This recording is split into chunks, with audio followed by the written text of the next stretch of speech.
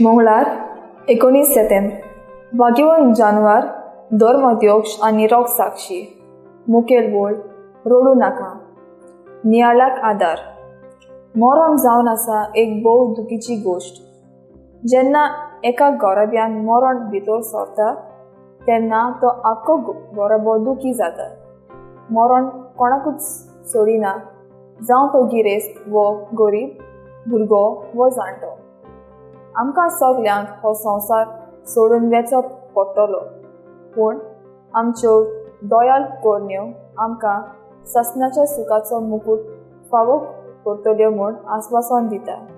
जेजू म्हणटा, हांव वाट, सोत आनी जिवीत। एक ओस्तरी तिचो घरकार आनी तांची एक 6 वर्सांची धूव खुशालकायेन आपले दीस सारताली, पूण एक दीस आवचितूच तिचो घरकार आनी तिची एकलीच अपुरबायेची धूव ह्या संवसाराक अंतरतात। सगळोच काळोख आनी संवसारान जियोवपाची तिका आशा ना जाता, पूण देवाच्याच आदारान आनी पवित्र आत्म्याच्या उजवाडान भरून रेतिरान वांटो आनी कावन्सिलींग घेवन खालतिकायेन मानून घेता।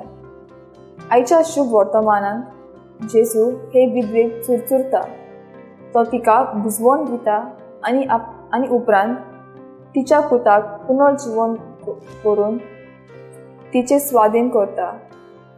जेजूचें काळीज भोव मोगाळ आनी काकूळसार।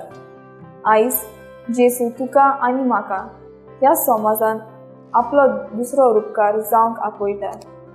दुखी जाल्ल्यांक बुजवण, भुकेल्ल्यांक जेवण, पिडेवंतांक आनी वनकुडीन आसतल्यांक भेट दिवन हो समाज आमी नवसरूंक वावरुया।